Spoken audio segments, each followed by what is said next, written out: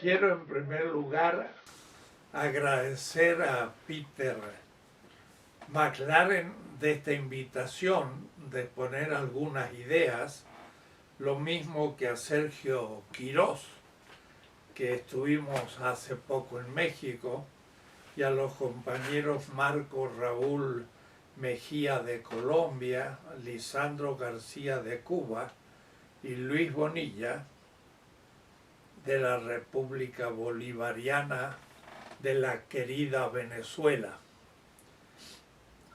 Me han pedido un tema sobre la pedagogía en este momento de América Latina.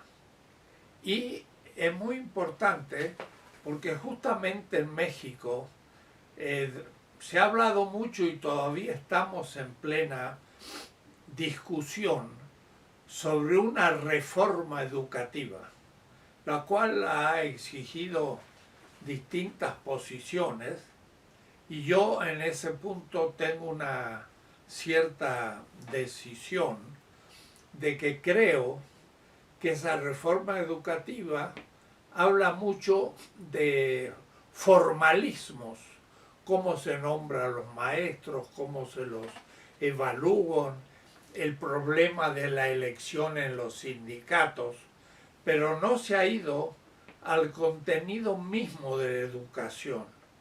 Y por eso que hay mucho que todavía hablar en México de lo que significaría, claro, hasta el nombre de reforma educativa hace pensar un poco en aquella oposición entre reforma y revolución de Rosa Luxemburgo. Yo creo que hubiera sido mejor en México hablar de la transformación educativa, porque tenemos que hacer realmente un cambio radical. Pero sobre todo, sobre el contenido de la educación. En América Latina se han producido grandes procesos de cambio. Pensemos el zapatismo en México, pero la revolución bolivariana en Venezuela con Hugo Chávez, Evo Morales en Bolivia todavía en el gobierno y un cambio profundo, triunfante, y lo mismo en Ecuador, en Argentina estuvo el kirchnerismo. En algún momento, América Latina, hace muy pocos años, 3 o 4, estaba en manos de gobiernos que eran realmente de izquierda. Ahora se ha dado un retroceso por cuestiones geopolíticas que no voy a entrar. Pero al nivel educativo no se ha hecho una transformación curricular a fondo en las escuelas primarias, secundarias y aún universitarias. En América Latina campea todavía una cierta visión eurocéntrica y también colonial de la cultura, de tal manera que tenemos que hacer muchas cosas todavía. En la primera parte de mi exposición yo quiero recordar un poco lo que ustedes ya saben, pero la necesidad de una distinta metodología en la enseñanza. Y en eso no está de más, aunque nunca del todo aprendida. Debo decir que en México, en la Facultad de Filosofía de la UNAM, hay un departamento de pedagogía, pero no se enseña Paulo Freire. Se piensa que Paulo Freire no es un pedagogo, sino que es un político. Y para mí es el más grande pedagogo mundial del siglo XX. Tiene una experiencia latinoamericana, pero además estuvo en Europa, en Ginebra, tiene una experiencia africana, y sin embargo todavía no valorizamos la manera de encarar la educación. Hay que recordar que hace muchos años, allá por 1960, 1968. El fundador de un instituto en México y en Cuernavaca que se llamaba Iván Illich escribió un famoso artículo que se llamaba La escuela, esa vaca sagrada. Por decir, la escuela como está constituida nadie la toca como una vaca sagrada que no se puede modificar. Él hablaba allí de la importancia de empezar a repensar la educación radicalmente. ¿Por qué? Porque entre nosotros todavía la enseñanza puede ser calificada, como dice Pablo Freire, como bancaria. Bancaria en el sentido de que yo tomo un dinero, lo dejo en el banco y pienso que va a dar un cierto interés, lo deposito. La enseñanza bancaria es una enseñanza memorativa.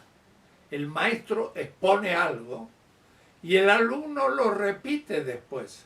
Y su competencia consiste en saber repetir lo que el maestro dijo. Además es muy competitiva.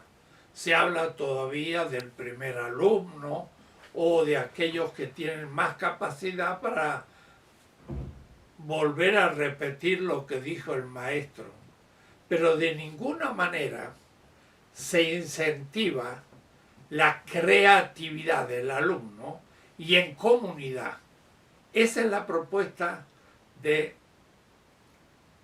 Paulo Freire. Constituir en un grado una comunidad y una comunidad discursiva donde se pueden plantear un tema y los alumnos pueden participar discutiendo y creando nuevas posibilidades de comprensión y al mismo tiempo de exposición de lo que están discutiendo. Paulo Freire entonces dice el modelo rusoniano, Rousseau, que escribió una obra pedagógica de gran resonancia en la modernidad burguesa, que se llama El Emilio. Recuerden que pensaba que el Emilio era un niño huérfano, el cual debía obedecer al maestro en todo y hacía un contrato. El niño podía ser libre en su vida y demás, pero en la educación debía admitir lo que decía el maestro. ¿Y por qué ese niño era huérfano? Porque de esta manera no tenía tradición, porque la burguesía en la Revolución Francesa va a ser una nueva clase revolucionaria que va a instalar justamente el capitalismo, y entonces quería muy bien definirse en contra de la educación feudal o monárquica, y por eso entonces se pensaba que era un niño sin tradición, primero. Segundo, era un niño individual, al cual el maestro le enseñaba y el niño tenía entonces la obligación de repetir lo que el maestro iba diciendo, no creativamente. Paulo Freire propone justamente otro tipo de enseñanza, donde el sujeto no sea un individuo huérfano, sino una comunidad. Y como Paulo Freire trabajó mucho en los niveles populares del nordeste del Brasil, era justamente el medio de niños y de jóvenes de clase más bien proletaria, periférica, y que les ponía en común a discutir, a descubrir los temas y entender el problema desde su causa, viendo sus efectos y haciéndose cargo, de tal manera que el niño era muy activo, no repetía un conocimiento memorístico, sino que debía crear la solución a situaciones concretas. Por ejemplo, Paulo Freire, antes de empezar a enseñar, mostraba la importancia de poder usar la escritura para la defensa de los derechos de los más humildes. Y luego que se descubría la importancia de la escritura para poder llevar a cabo procesos de liberación de los más pobres, entonces se comenzaba a trabajar el alfabeto para aprender a escribir. Pero él, por ejemplo, ponía una foto de un gran edificio del centro de la ciudad y junto a eso, pues, el pequeño ranchito de la favela donde los niños estaban estudiando. Y preguntaba, ¿por qué esa diferencia entre una gran casa lujosa y esta pequeña doméstica casita humilde y pobre donde vivimos nosotros los que estamos queriendo educarnos? Y entonces los niños empezaban a discutir, descubrir por qué había ricos, por qué había pobres, por qué había injusticia, y en eso iba consistiendo la educación. La educación era comunitaria, era dialogal, era crítica con respecto al medio económico, político, cultural y creativa. Mire, y hablando de creación, se me ocurre recordar un ejemplo que no es latinoamericano, sino norteamericano. El otro día yo leía algo sobre la vida de Thomas Edison, aquel joven norteamericano y después adulto, que hizo una cantidad de inventos, el inventor quizás más grande de comienzo del siglo, fin del siglo XIX y XX. Miren la anécdota. La madre un día habló con Thomas Edison, niño, y le dijo, he recibido una carta de tu maestro. Y la carta dice que ellos ya no te pueden enseñar nada porque tú eres muy inteligente y por lo tanto propone que si la escuela no puede seguirte dando conocimientos, nos hagamos cargo nosotros. Y la mamá entonces sacó a Edison del colegio y le dio una educación en donde Edison empezó a descubrir la lógica de las cosas y fue un tremendo inventor que nunca pensó las cosas como dadas, sino que pensó cómo podían crearse nuevas cosas. Eso fue por el genio educativo de su madre. Su madre murió pronto y Edison, como a los 30 años, de casualidad, encontró la carta que su madre había recibido de un maestro de la escuela y abrió la carta y no pudo creer lo que decía la carta.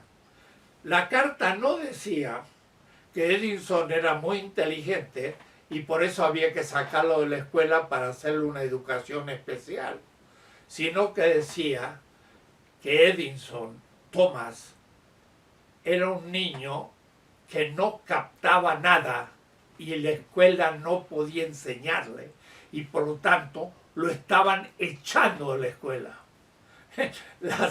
La madre de Edison, cuando vio que echaban a su hijo de la escuela, dijo, yo me voy a hacer cargo de la educación de mi hijo, y salió un genio. ¿Por qué Edison, Tomás, se aburría en el colegio? Simplemente porque era una enseñanza bancaria que no promovía la invención de nuevo conocimiento. Eso es lo que nos pasa a nosotros en América Latina. Es una metodología tradicional, pero no tradicionalista, que hace repetir cosas y que los niños no encuentran su lógica y por eso entonces se aburren y no logran después ser activos en la vida. O es decir, son preparados para en un máquina apretar un botón, pero no son capaces de repensar la máquina para hacer una nueva máquina. Y también nuestra burguesía prefiere comprar un royalty de un invento extranjero para usarlo en la producción y no en cambio promover inventores locales que en vez de patentar sus inventos para que queden ahí apilados en el archivo de patentes, sean usados en la vida productiva. Porque aún nuestra burguesía no usa para nada una inteligencia creativa. Cuando un producto es puesto en el mercado por una empresa, debe tener poco precio para poder venderlo. Pero en América Latina, para bajar el precio, lo que se hace es bajar el salario del obrero, y por eso el obrero es muy pobre. En un país donde hubiera una pedagogía creativa, el producto podría venderse más barato en el mercado, no bajando el salario del obrero, sino inventando nueva tecnología. Pero nuestra burguesía también es tradicional y en vez de inventar la tecnología propia a partir de ingenieros que inventan, compran royalties, o es decir, maneras de producir, y después tienen que pagar los derechos de esos inventos que otros hicieron y nosotros consumimos. Ese tipo de pasividad que toma la realidad no como invento y creación, es fruto de una pedagogía pasiva, dominadora. Ahora, ese es el primer aspecto. Pero hay algo mucho más grave que está detrás. Es que nosotros, y en esto, miren, las grandes revoluciones, incluyendo la cubana y incluyendo la que se está haciendo en Bolivia, y esto yo lo he planteado en Venezuela, en la bolivariana, y he hablado también en Quito, cuando estaba Correa, y he hablado también dentro del kirchnerismo en Argentina. No hemos cambiado todavía el contenido de la enseñanza. El método es un método pasivo, no creativo. Pero lo peor que lo que enseñamos es la visión de Europa y de Estados Unidos que nosotros repetimos.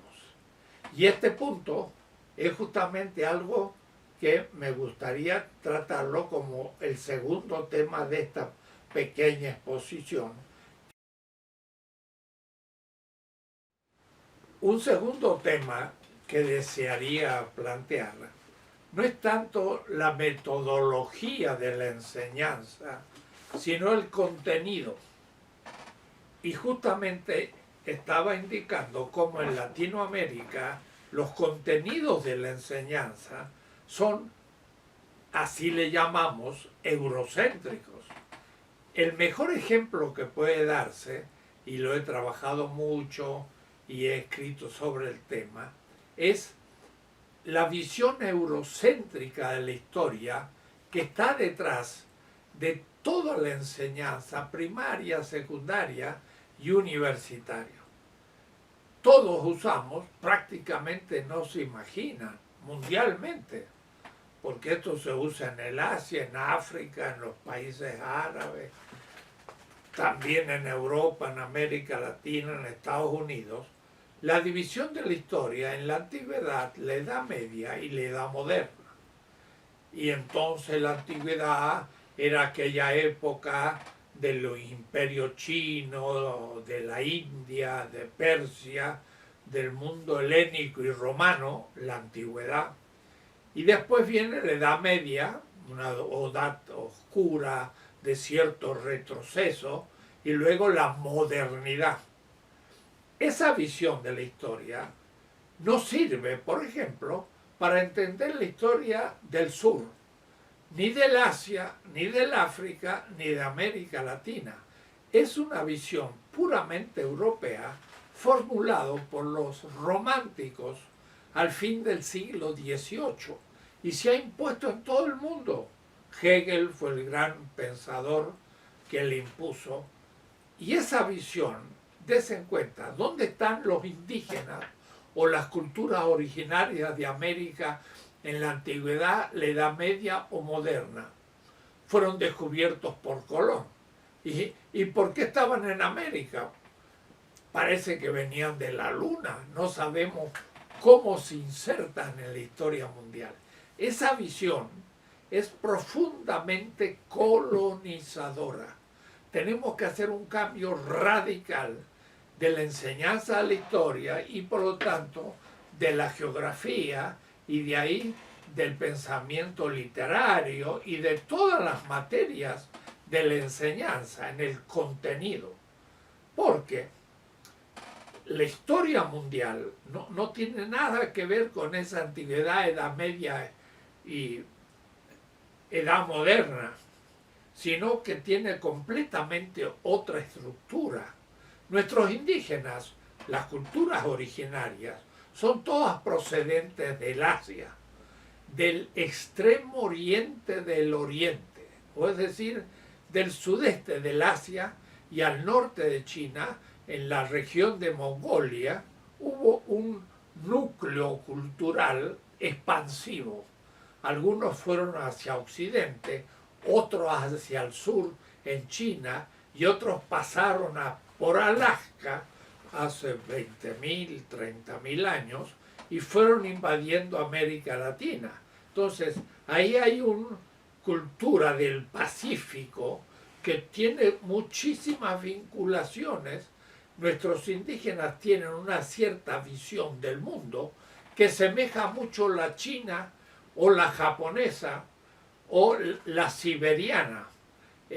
No hay tiempo para explicarlo, pero eso supone que hay que pensar la historia de otra manera. Nuestros primitivos habitantes, las culturas originarias, son el extremo oriente, del extremo oriente, que del norte hacia el sur invadieron durante más de 30.000 años este continente. Y los españoles que vinieron de Eurasia, el gran continente eurasiático, también son una síntesis de las culturas de ese continente. Por una parte eran indoeuropeos que llegaron hasta la China, la India, los persas, los itálicos, los germanos, y por otra parte los semitas que salieron de la península arábiga, que eran los babilónicos y los fenicios, y entre esos los hebreos, y de ahí sale el cristianismo y el mundo musulmán. Esa España, que era por una parte una antigua provincia romana y por otra fue invadida por el mundo musulmán y cristiana, y esto significa un componente semita, era el extremo occidente del occidente. Y entonces salieron de España y chocaron con los indígenas, y es la más impresionante confrontación cultural de la historia humana, porque ahí el extremo oriente del Asia tocó el extremo occidente y fue el proceso de la conquista. Y entonces empezaríamos a concebir nuestra existencia latinoamericana completamente de otra manera durante los últimos 5 años, y tendríamos que entender que los europeos chocaron contra nuestro continente, que tenía menor desarrollo por algunos factores. Por ejemplo, no había caballo, por ejemplo, no había armas de hierro, no había hierro, no lo habían descubierto todavía.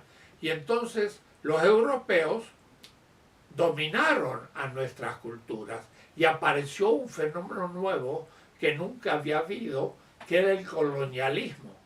Hemos nacido en mundos coloniales dominados por los grandes imperios, primero España, después los Países Bajos, Holanda, después Francia e Inglaterra, y por último Estados Unidos, que aunque era colonia, gracias a una historia muy particular que también hay que conocer. Asumió la revolución industrial y se transformó para América Latina también el centro de un neocolonialismo que todavía sufrimos. Entonces, lo triste es que enseñamos una historia eurocéntrica que oculta nuestra propia historia y los niños están educados de tal manera que no es un milagro que quieran ir a Estados Unidos porque desde niños estudiaron que era el paraíso en la tierra y nosotros éramos colonias secundarias. Hay que modificar completamente el contenido de la enseñanza para partir de la propia historia y del respeto a la propia cultura y hacer una crítica de esa modernidad que tiene muchos problemas. La crítica a la modernidad hoy es fundamental, porque la modernidad concibe al ser humano como un individuo, pierde la comunidad y este individuo a su vez cosifica la naturaleza, la hace algo explotable. Se habla de explotar la naturaleza. ¿Y esto qué ha producido? Ha producido nada menos que la destrucción de las posibilidades de la existencia y el crecimiento de la vida en la Tierra. Y no hablo de la vida humana, estoy hablando de la vida vegetal y de la vida animal, dentro de la cual la humanidad nació y que supone la existencia de la vida vegetal y animal para poder ser viviente. O es decir, el tema ecológico no es un tema secundario, es un tema absolutamente central en este momento, que nos vamos acercando a la destrucción de la vida en la Tierra, y eso es un suicidio colectivo absoluto. Es extraordinario que hace más de un mes los niños, una sueca, haya producido una primera como huelga universal de los niños que se levanta contra los adultos para decirles que les van a dejar una tierra destruida. Y realmente el Homo sapiens tiene muy pocas posibilidades de sobrevivencia 2 o 3 siglos. Vamos a desaparecer muy pronto si no se toman medidas que el sistema económico capitalista está imposibilitado de tomar, porque en realidad el capitalismo justamente se apoya en la acumulación de riqueza, pero que es extracción de la posibilidad de la reproducción de la vida. Es o la riqueza acumulada en muy pocas manos o la vida de la humanidad. Y esto, miren la actitud de Trump, que se ríe del problema ecológico y que no firma ningún pacto ni de París ni de Tokio, porque él cree que es un problema secundario. Pero este año es el primer año que en ciertas regiones del Medio Oriente se han sufrido el mes pasado 60 grados de calor. Y al mismo tiempo que aumenta la temperatura, que es el fin del sistema viviente de la Tierra. También, miren, el plástico comienza a estar en todos los océanos y una ballena en Filipinas muere sobre la costa y tiene 40 kilos de plástico en su estómago. Estamos destruyendo la Tierra. Eso también es un tema fundamental para la enseñanza primaria y secundaria y como conciencia ecológica fundamental de la humanidad. Entonces, hay que superar el colonialismo de repetir una visión europea norteamericana de la existencia, no partiendo de nuestras tradiciones. Y justamente la crítica del sistema económico que tenemos, el capitalismo, ya debe ser pensado, pero no desde estudio de causas del el problema del capitalismo como injusticia entre las clases sociales, sino que ahora es mucho más grave. El capitalismo es la causa de la destrucción ecológica. Me sería un poco difícil explicarlo rápido, pero voy a intentarlo. Miren dónde está el tema. No es que la mala tecnología o la tecnología antiecológica destruya la vida, sino que es algo previo. Para disminuir el precio de un producto en el mercado, tiene que producirse con menos valor, o es decir, con menos tiempo de trabajo. Para poder producir con menos tiempo de trabajo hay que mejorar la tecnología. Pero la tecnología que se usa debe ser inmediatamente usada para producir un efecto que no puede esperar demasiado tiempo. Piensen ustedes que en 1904 en Detroit, Ford hubiera dicho: yo voy a desarrollar un auto eléctrico, pero ¿usted cuánto tiempo necesita? Bueno, unos 50 años. Pero a los 3 años la General Motors lo hubiera destruido en el mercado porque él no podía presentar ningún auto. Él tenía que el año siguiente presentar un auto que quemaba petróleo, que es primero una energía valiosísima producida por la Tierra, y al mismo tiempo no es renovable, quiere decir que la vamos a destruir en poco tiempo, pero también contamina toda la atmósfera.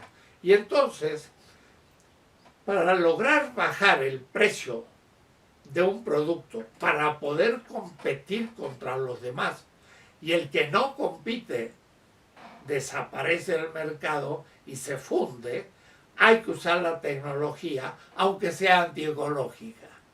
Es decir, el tema no es la tecnología mala, es el criterio de selección de la tecnología para poder obtener más ganancia, y esto se llama el capital. Y entonces el capital hoy no puede tener un criterio de vida ecológica, porque si lo tuviera no va a sacar ganancia, y si no tiene ganancia es destruido como capital. Es vida o muerte, o aumenta la tasa de ganancia y eso es la vida del capital, pero eso destruye la vida en la tierra. Es la vida o la muerte.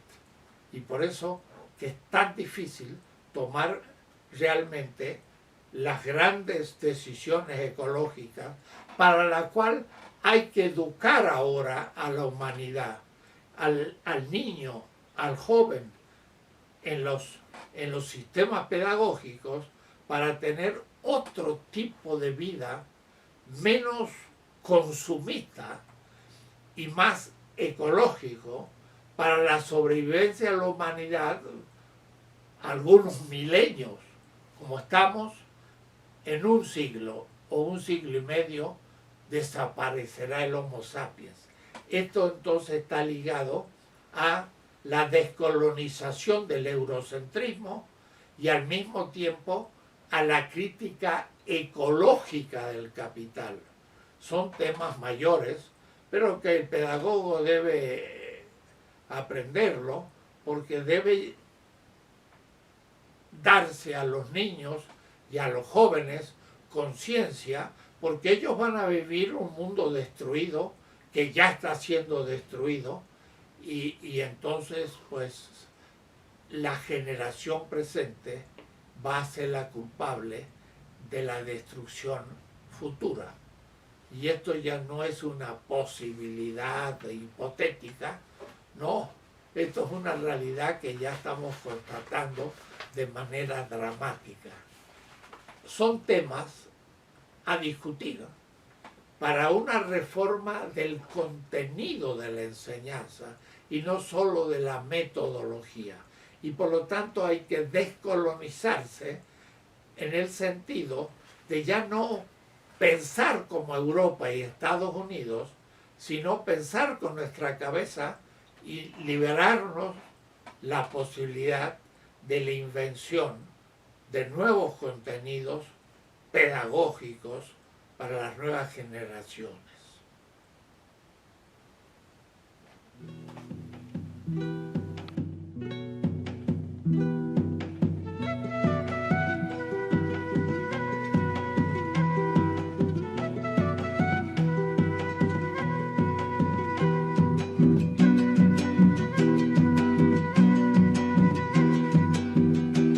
En tu cuerpo flor de fuego tiene paloma, un temblor de primaveras, palomita, y un volcán corre en tus venas, y mi sangre como brasa tiene paloma.